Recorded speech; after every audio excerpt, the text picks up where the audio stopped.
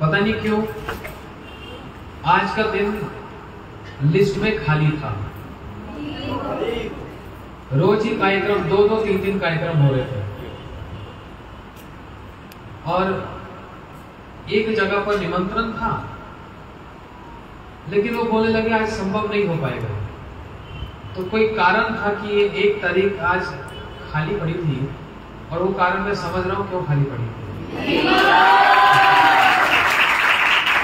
क्योंकि मेरे बहुत प्रिय विष्णुदास जो यहाँ पर बड़े सुंदर रूप से इस मंदिर का संचालन कर रहे हैं और सारे भक्तों को भजन और कथा सुनाकर उनकी भक्ति को पुष्ट कर रहे हैं। मैं उनका हृदय से स्वागत करता हूं और आज तो विशेष इनका जन्मदिन, इसलिए ये तिथि आज खाली पड़ी। आप सब लोगों ने बड़ा मान सम्मान दिया और ये पहली बार सिर पे पगड़ी भी पहना दी। अब मैं तो स्वयं को तो देख नहीं पा रहा हूँ, शीशा नहीं है। आप लोग देख रहे हैं पीछे माता तो बलिहारी ले रही है। ये माताओं का वात्सल्य है। बड़े बड़े ओलंपिक के पहलवान आए, देखते 4 मुष्टि का स्मरण हो रहा है।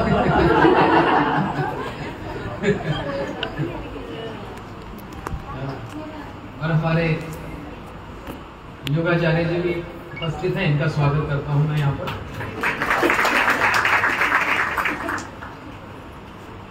विशेष रूप से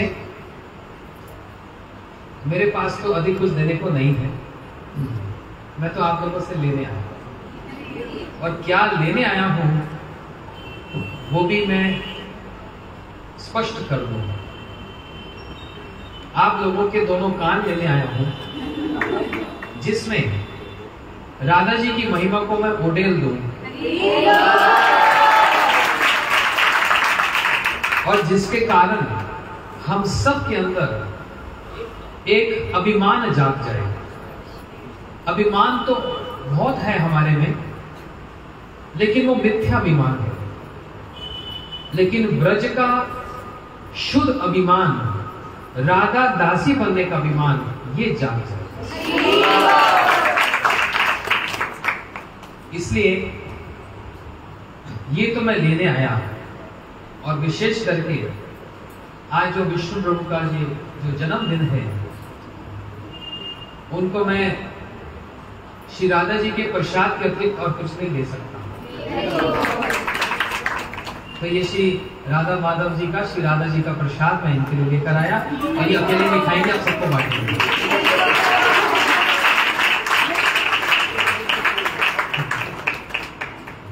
इससे श्रेष्ठ कुछ हो सकता है? मैं भी तो स्वागत करूं।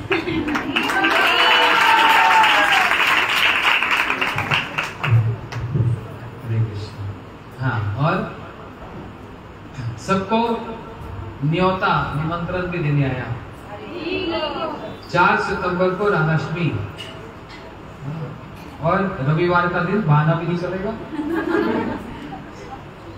सभी लोगों को विष्णु प्रभु के अनुगत्य में और इनके जो सभी साथी हैं, माताएं हैं, हमारे बच्चे हैं, आप सबको खुला खुला निमंत्रण कि सब राधाष्टमी के उस जन्म उत्सव, उस कार्यक्रम में आप सब लोग सम्मिलित होकर उस सभा की शोभा को बढ़ाएंगे।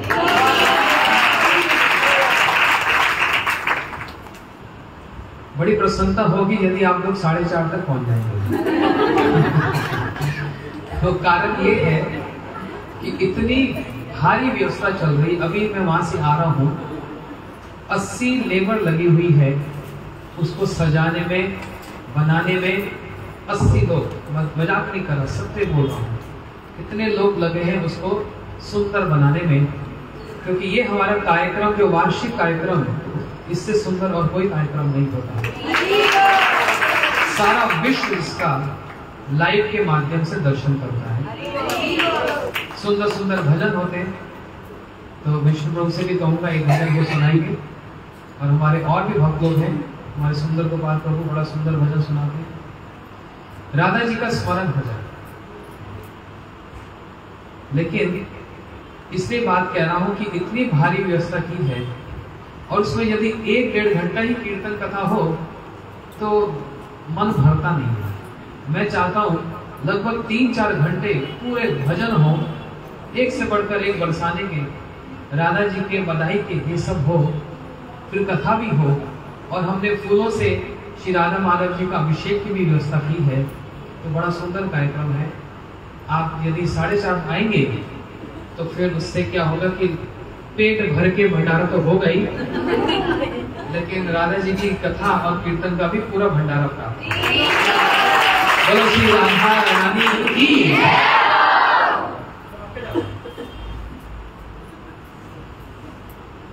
थोड़ी देर कथा सुन लेते हैं। आप सब लोग बरसाना जाते हैं, वृंदावन जाते हैं, वहां पर एक ही शब्द सुनाई पड़ता है चारों दिशाओं से। वो क्या है? इतनी धीरे कोई बोलता है? झूमर गिरा नहीं भी। हाँ। राधे राधे का ही वहां पर उच्चारण होता है, कृष्ण कृष्ण नहीं होता। इसका कारण क्या है? इन्हीं कारणों को हम लोग प्राय 7-8 दिन से अलग अलग दृष्टिकोण से, शास्त्रों के विचारों से, वेद वाणी, भागवत वाणी, गीता की वाणी से हम लोग इसको श्रवण कर रहे हैं। मैं बड़े सरल सीधी भाषा में राधा जी की 1-2 महिमा कहूंगा। आप लोग कान के माध्यम से उनको अपने हृदय में धारण करो और हरि नाम करते समय, माला करते समय एक ही प्रार्थना रखो, हे राधा जी कब आप मुझको अपनी दासी बनाएंगे। बस इस भावना को हृदय में रखकर जो भी सेवा और जो हरि नाम करेंगे, राधा रानी बरसाने वाली, करुणामयी, दयामयी, कृपामयी है, और हमारे इस भाव की वो अपनी कृपा से, करुणा से सिंचन करके उसको पुष्ट करेंगी। ये पूर्ण विश्वास है। देखो, श्री कृष्ण भागवत जी में कहा, कृष्णस्तु भगवान स्वयं। श्री कृष्ण स्वयं भगवान है, किसी के अधीन नहीं है, सब इनके अधीन है, स्वतंत्र स्वतंत्र स्वराट है।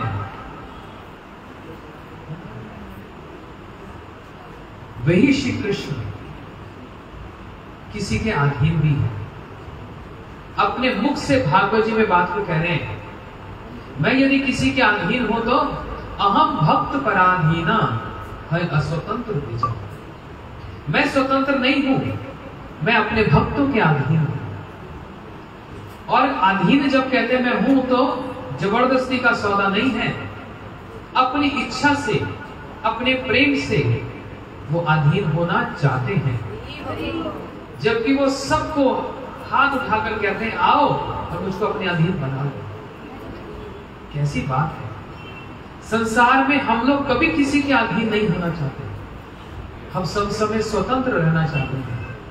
लेकिन हमारे श्री कृष्ण का भाव क्या है? मुझको अपने अधीन बना लो, बना लो। और कैसे बना लो? प्रेम से बना लो। और उन सभी में सर्वश्रेष्ठ हैं श्री राधा जी, जिनके अधीन तो ऐसे हो जाएं, ऐसे हो जाएं कि उससे बाहर निकलने की इच्छा भी ना करे। जैसे एक भंवरा कमल के पुष्प में बैठता है, उसका मकरंद पान करता है, और संध्या के समय में वो कमल जब बंद हो जाता है तो भंवरा जो बड़ी बड़ी लकड़ियों को भेद डालता है, वो कमल की सुंदर कोमल पंखुड़ियों को भी भेद नहीं पाता, क्योंकि उसी में वो आबद्ध हो जाता है। उस प्रेम के रस में वो पूर्ण रूप से वशीभूत हो जाता है। वो भंवरा, भंवरे को कहते हैं मधुसूदन, जो मधु को सूदन करता है, वो भंवरा, वो मधुसूदन श्री कृष्ण भी राधा जी के उस कमल रूपी प्रेम के भीतर ऐसे आबद्ध हो जाएं, ऐसे बंध जाएं कि निकलना भी चाहें तो निकल नहीं सकते, और निकलना चाहते भी नहीं हैं। सब समय उस प्रेम में ही आबद्ध रहना चाहते हैं। श्री कृष्ण भगवान हैं, लेकिन उन्होंने भगवान होकर भी किसी को अपना गुरु बनाया। किसको गुरु बनाया? किसको? सुना कभी? किसको बनाया? डरते क्यों? बोलो। किसको गुरु बनाया? हमने बोलो। राधा रानी को। राधा कौन बोल रही है? बड़ी होशियार है। राधा जी को अपना गुरु बनाया। कौन सा गुरु? एक गुरु तो सांदीपनि मुनि हुए, उनसे तो 64 दिन में 64 कलाएं सीखी है, परंतु राधा जी से वो कला सीखी जो और कोई नहीं सिखा सकता। कौन सी कला? वो थे प्रेम की कला। वो प्रेम कैसे करना है, प्रेम कैसे जताना है, वो तो प्रेममयी। राधा जी का एक नाम है प्रेममयी। ये साक्षात प्रेम का ही स्वरूप है श्री राधा रानी। श्री कृष्ण उनके निकट आकर उस प्रेम की शिक्षा को सीखे। इससे कहते हैं राधिका प्रेम गुरु अमी शिष्य न। राधा जी मेरे प्रेम की गुरु हैं, मैं उनका शिष्य हूं। अपने आप को शिष्य मानते हैं और राधा जी को अपना गुरु मानते हैं। और उस प्रेम के संबंध में श्री कृष्ण हाथ जोड़कर कहते हैं, हे राधा जी, ना पारे हम निर्वतु समझो। मैं आपके प्रेम का पार नहीं पा सकता, आपके प्रेम का पार नहीं पा सकता। मैं सबके साथ प्रेम का आदान प्रदान कर सकता हूं, लेकिन आपके सामने नहीं कर सकता। आपके सामने नहीं कर सकता। मैं आपके प्रेम के अधीन हूं। अपने सिर पर धारण किए, अभी मेरे सिर पे तो पगड़ी है। श्री कृष्ण अपने मस्तक पर मोर मुकुट धारण करते हैं और उस मोर मुकुट को, जो उनका अभिमान है, जो उनका स्वाभिमान है, उस स्वाभिमान को राधा जी के चरणों में अर्पण करके क्या साबित करना चाहते हैं कि राधा जी मेरे प्रेम की गुरु, मैं उनके ऋण से उदित हो जाऊंगा। सारे जगत में उनकी महिमा को मैं प्रचार करूंगा। और कैसे किया? अपने पे ही एक नियम लागू किया। क्या कह रहे हैं? एक बार द्वारका में श्री कृष्ण कह रहे हैं, मेरे सिर में बहुत तेज दर्द हो रहा है, बहुत तेज दर्द हो रहा है। सारे इधर उधर भाग रहे हैं, नारद जी भाग रहे हैं, वैद्य को लाते हैं, औषधि लाते हैं। कृष्ण कहने लगे, इसकी औषधि मैं स्वयं जानता हूं, वैद्य को लाने की आवश्यकता नहीं है।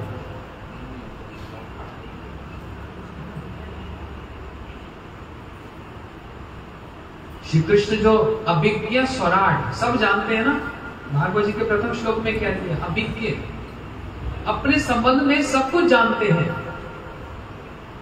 वो ये भी जानते हैं कि मेरे को रोग क्या है, और वो भी जानते हैं कि मेरी औषधि क्या है। कौन सा रोग लगा इनको? मुझे प्रेम का रोग लग गया। और औषधि क्या है? एकमात्र राधा जी का मिलन ही औषधि है, और कोई औषधि है ही नहीं। पता लग जाता वो हृदय की बात है, वो विचार की बात नहीं है। जहां पर ये राधा जी अपने मुख से कह रही हैं, जहां पर प्रेम के विषय में विचार किया जाता है, वो प्रेम है ही नहीं। ये विचार से परे की वस्तु है। श्री कृष्ण को यही रोग लगा है। अपने गुरु श्री प्रेम गुरु श्री राधा जी से अथाह प्रेम करते हैं। उनकी समस्त क्रिया राधा जी पर ही आधारित है। इसलिए राधा जी का, इसलिए भागवत जी कहते हैं, अन्य राधितो नूनम भगवान हरि ईश्वर। जिन्होंने कृष्ण की सबसे अधिक आराधना की है, इसलिए इनका नाम राधा है। बोलते नहीं, ये तो संसार बोलता है। वृंदावन के रसिक जन तो कुछ और कहते हैं। बोलते श्री कृष्ण ने जिनकी सबसे ज्यादा आराधना की है, इसलिए इनका नाम राधा है। ना कि राधा जी ने कृष्ण की आराधना की है। वृंदावन में तो श्री कृष्ण ने राधा जी की आराधना की है। सेवा कुंज कौन कौन गया? वृंदावन में सेवा कुंज क्या देखते हैं? वहां पर कौन किसके चरण दबा रहा है? हाँ, राधा जी कृष्ण के चरण दबा रही है। इधर पीछे क्या देख रहे हो? कौन किसके दबा रहा है? लक्ष्मी जी विष्णु जी के चरण दबाती हैं। लेकिन वृंदावन की रीति उल्टी है। सेवा कुंज में जाकर देखना की बात, श्री कृष्ण राधा जी के चरण दबा रहे हैं। अपने प्रेम गुरु के चरण दबा रहे हैं। इसलिए यही इनको रोग है, प्रेम का रोग है। और उसकी औषधि क्या है? और कुछ नहीं, राधा जी से बस मिलन, यही औषधि है।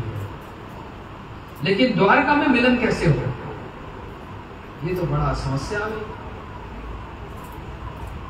राधा जी ब्रज में, श्री कृष्ण द्वारका में। राधा जी द्वारका जा नहीं सकती और ये द्वारका से ब्रज में आ नहीं सकते।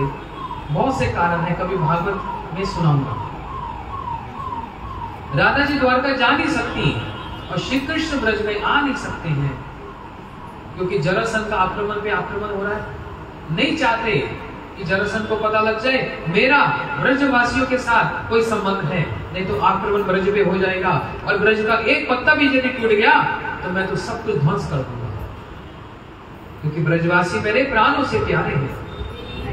इसलिए अपने हृदय पे पत्थर रखकर ब्रजवासियों के उस वीरे में संतप्त होकर तड़पते हुए अपने आप को स्वयं इतना दूर कर लिया कि जो भी आक्रमण हो बस द्वारका में हो, मेरे ब्रजवासी तो सुरक्षित रहे। इस कारण से ब्रज में आ नहीं सकते और राधा जी द्वारका जा नहीं सकती। क्यों नहीं जा सकती?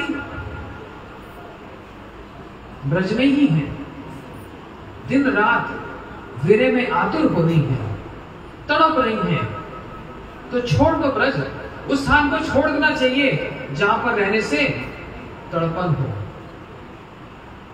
राधा जी कह रही है इस वीरे की अग्नि में ही तो परम आनंद है, क्योंकि चारों और क्या दिखता है?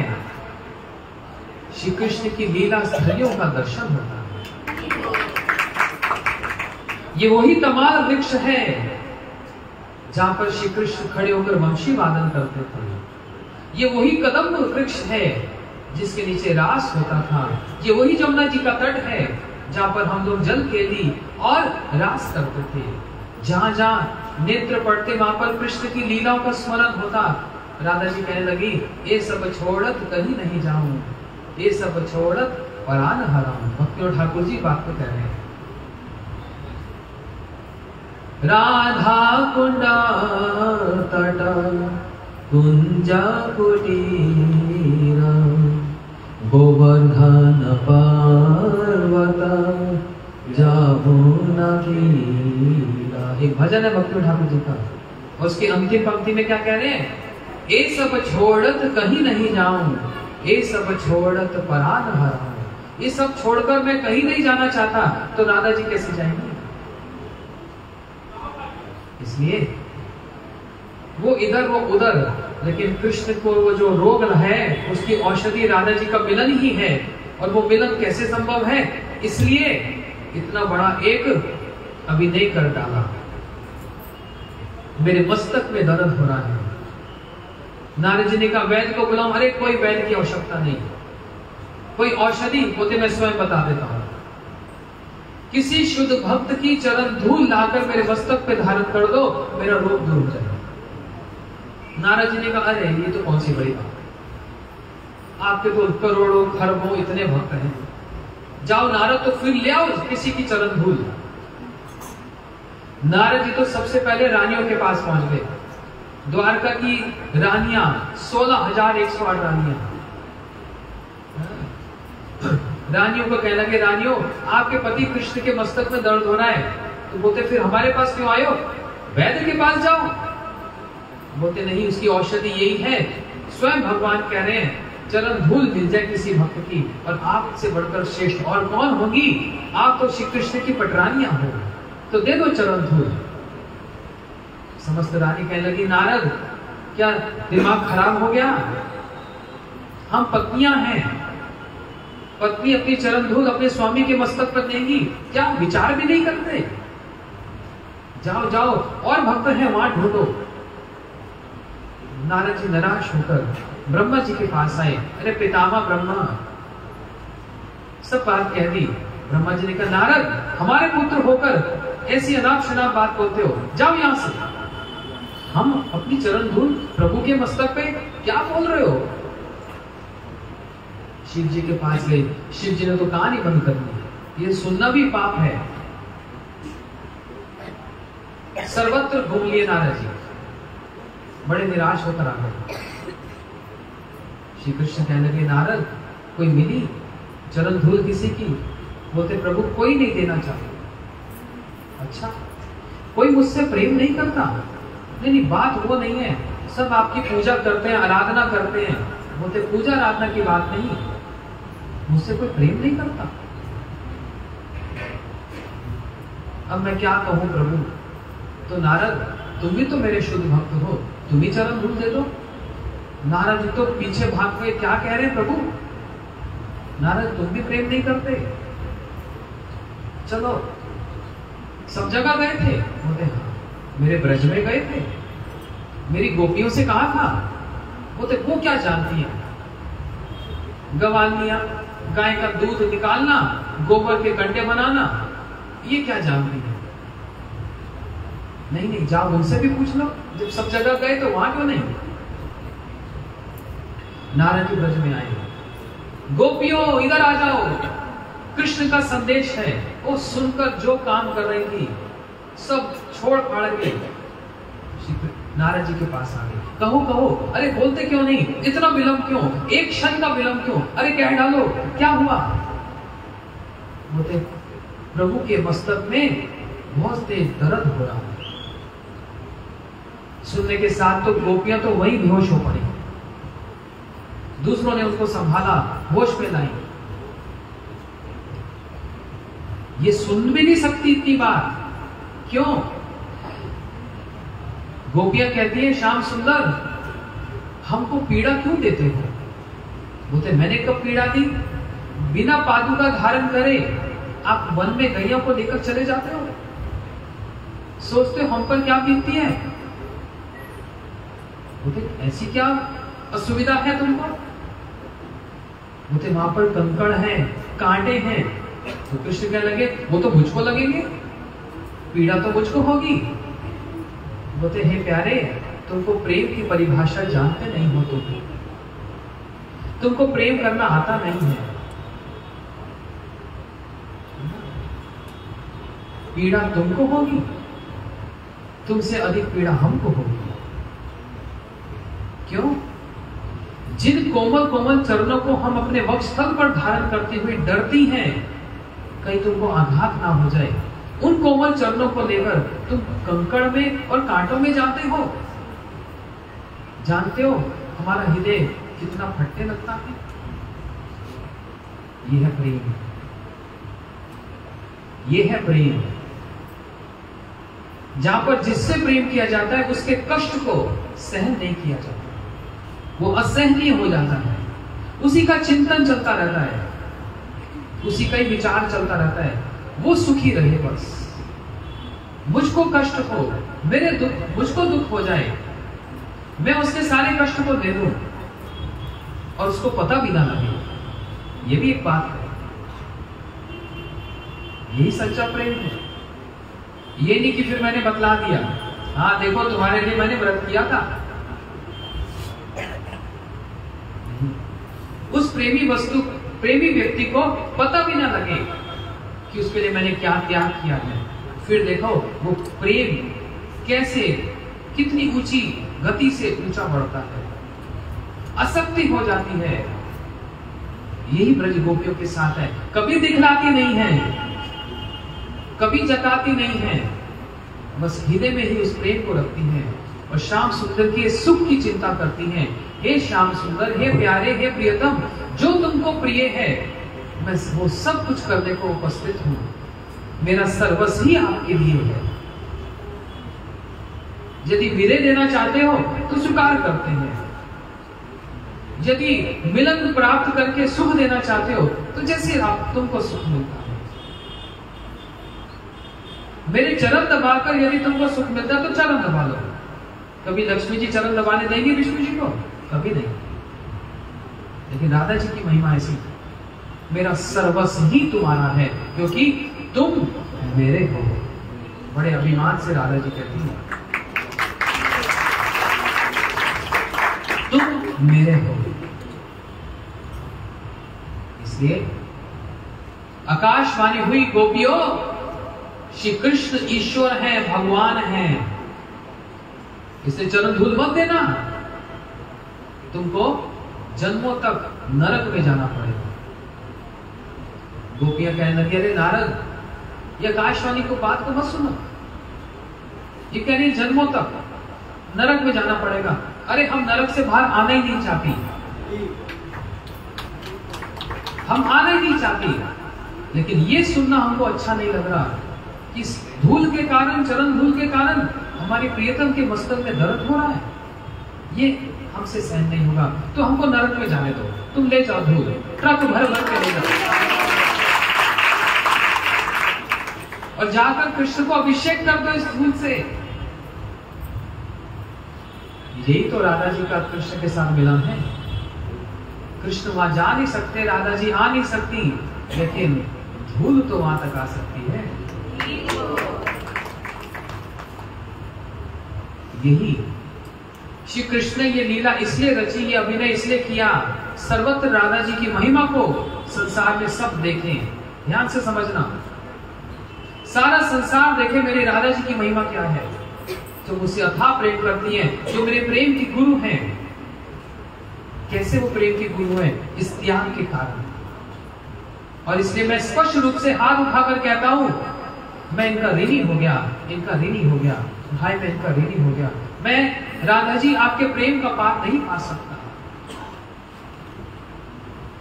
लेकिन आपका ऋण चुकाना चाहता हूं, उसके लिए मेरे को आपसे उधार चाहिए।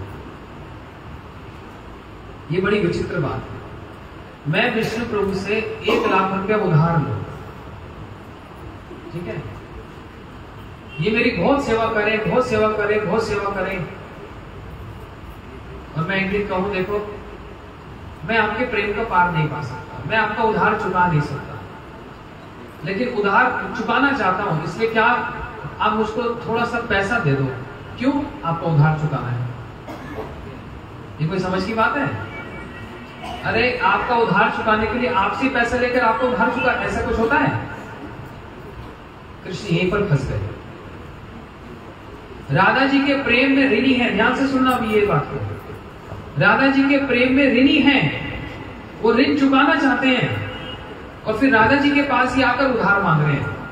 48 साल के लिए अपना भाव और अपनी कांति दे दो, ये उधार रहेगा। क्या दे दो? अपना जो आपका तप्त कांचन सोने जैसा रंग वो भी दे दो, और आपके अंदर जो भाव है वो भी दे दो। तो क्या करूंगा? उस गौरांग स्वरूप से, उस महाप्रभु स्वरूप से सर्वत्र सारे जगत को दिखलाऊंगा कि राधा जी का भाव लेकर मैं जो कृष्ण हूं, जो भोक्ता हूं, जो ईश्वर हूं, मेरी क्या दशा हो जाती है। इसलिए कृष्ण कृष्ण कृष्ण कृष्ण कृष्ण करते हुए महाप्रभु जी कभी रोते हैं, कभी हंसते हैं, कभी भूमि पर लोटपट खाते हैं। ये कृष्ण नहीं है, ये राधा जी है।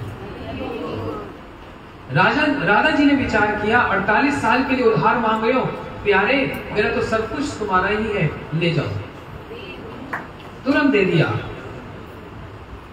किस भाव से दिया?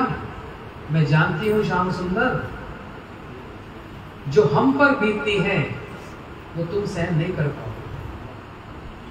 तुम तो भोक्ता हो ना, तुम तो कृष्ण हो, तुम सहन नहीं कर पाओगे।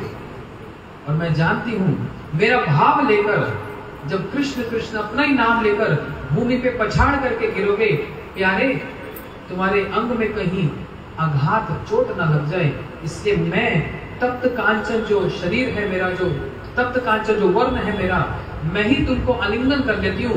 वो पीड़ा मेरे अंग को हो, तुम्हें स्पर्श भी ना करे। समझ आई बात?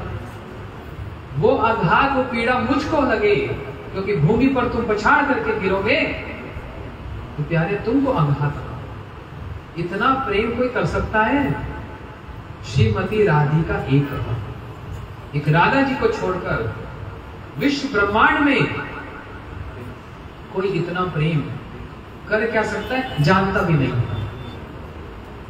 इसलिए सनक आदि, नारद आदि, उद्धव जी, ब्रह्मा जी सब उस चरण धूल की प्रार्थना के लिए ब्रज में लोटपोट खाते हैं, तपस्या करते हैं।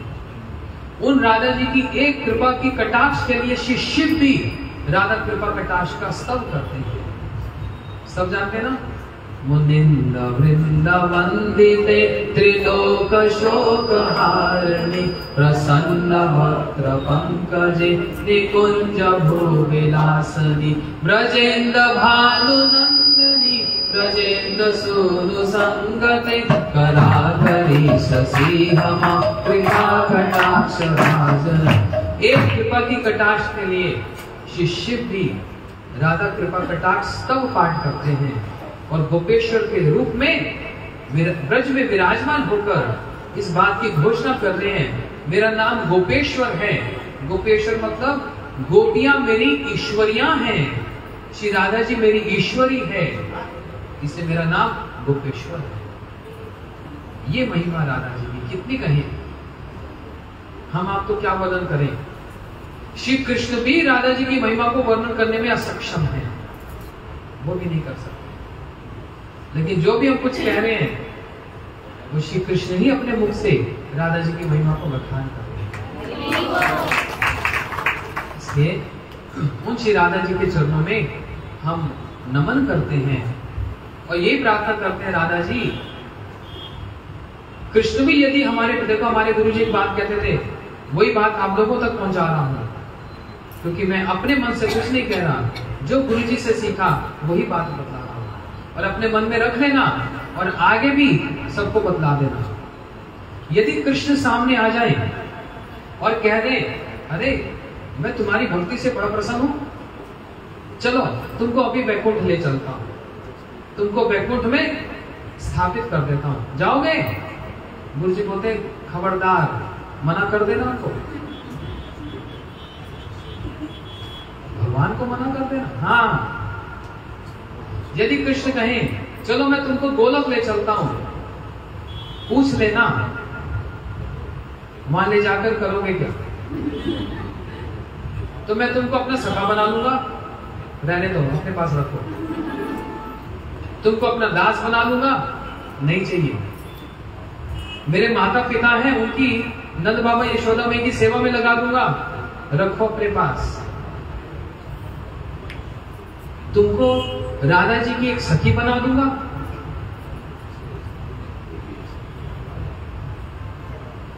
वो रुक गया। सच में? हाँ हाँ, राधा जी की सखी बना दूंगा, नहीं चाहिए। अरे भाई क्यों मेरी जान के पीछे पड़ा गया? वैकुंठ तेरे को चाहिए नहीं, मुक्ति तेरे को चाहिए नहीं, रिद्धियां सिद्धियां तेरे को चाहिए नहीं, वैकुंठ तुमको चाहिए। धन्यवाद।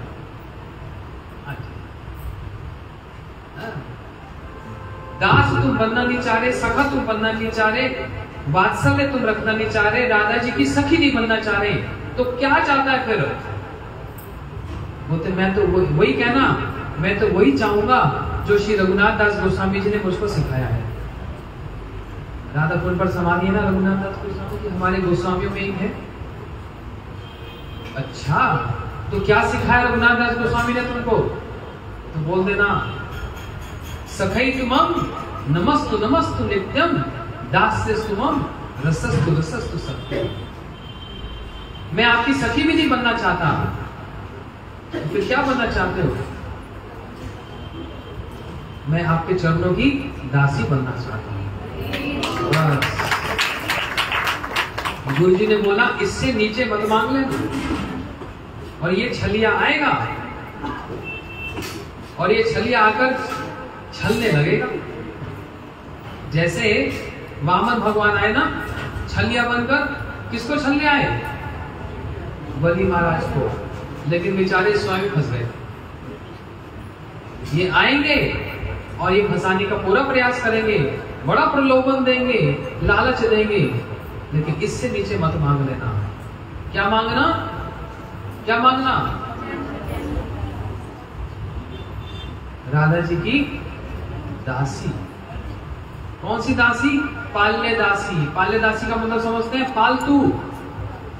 जैसे घर में पालतू होता ना, पालतू की कोई डिमांड नहीं होती, उसको जब टुकड़ा डाल दिया जाए बेचारा धूम मिलाकर वहीं पर खा ले, और वहीं पर सेवा करता है।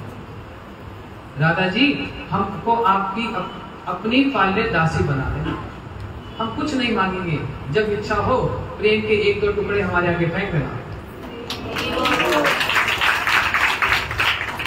और मैं हर प्रकार से आपके बस श्री चरणों की सेवा ही करती रहूंगी। यही अभिमान अपने हृदय में हरि नाम माला करते समय यही भाव अपने हृदय में रखना, इससे नीचे वाले भाव में कभी नहीं आता।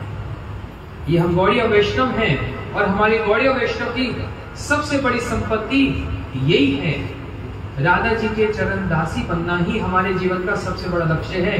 किसी एक जन्म में ये हमको प्राप्त होगा, और कैसे प्राप्त होगा? बिना गुरु की वैष्णव की सेवा से कभी प्राप्त नहीं हो सकता। और इसके पीछे एक ही आधार है, गुरु कृपा ही केवलम, गुरु जी की कृपा। इसलिए उनकी सेवा करते जाओ और हृदय से भावना के साथ हरि नाम करते जाओ। राधा जी की चरण दासी का अभिमान हम सबको प्राप्त हो, यही श्री प्रभुपाद जी के चरणों में प्रार्थना, यही गुरुदेव के चरणों में प्रार्थना, समस्त गुरु परंपरा के चरणों में प्रार्थना और युगल सरकार श्री राधा माधव जी के चरणों में यही हमारी कातर प्रार्थना है। बोलो श्री राधा रानी की, बोलो बरसाने वाली की, बोलो बरसाने वाली की, बोलो राधा कुंड वाली की, बोलो वृंदावनी की। ये तो राधा जी का नाम है। आज की कथा को यहीं पर रखते हैं, अभी देरी भी हो गई और सबसे फिर बोलता हूँ 4:30 बजे तक आप लोग सब फरीदाबाद आ जाना, जिससे कि भजन का पूरा लाभ। कितने बजे आना है? यहाँ से कितने बजे निकलोगे? 4:30 निकलोगे तो वहीं पहुँचते थे। चलो, हरे कृष्णा कृष्णा कृष्णा हरे हरे, हरे राम राम राम। अच्छा, तो एक वो विष्णु से केक तो कटवाओ।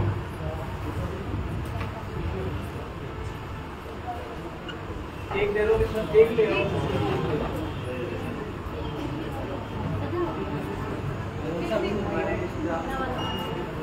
अच्छा, बहुत बहुत धन्यवाद।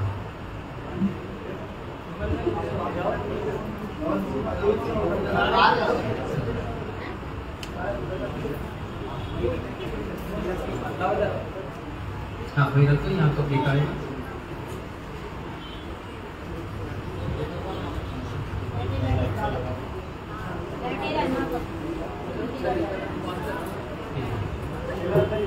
खोल दो, खोल दो।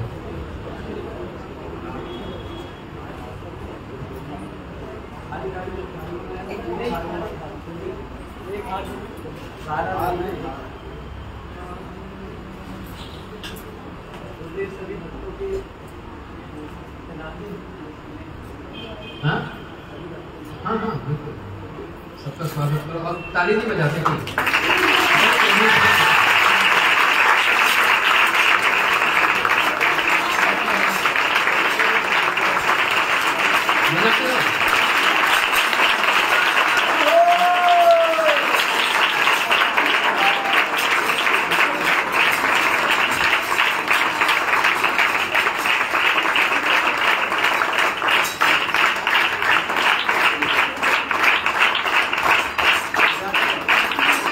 बोलो राधा रानी की।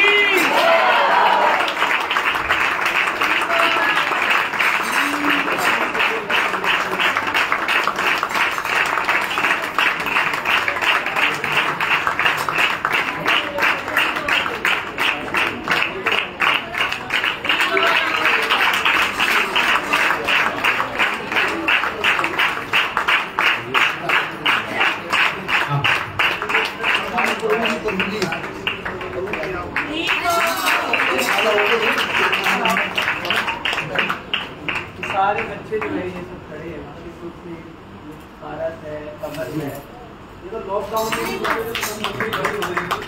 ये बेचारा आता था 2 महीने 3 महीने दूर सभी था, और ये आता काफी दूर से आता था, उधर सेना पंडित जी चले गए जो बहुत अच्छा।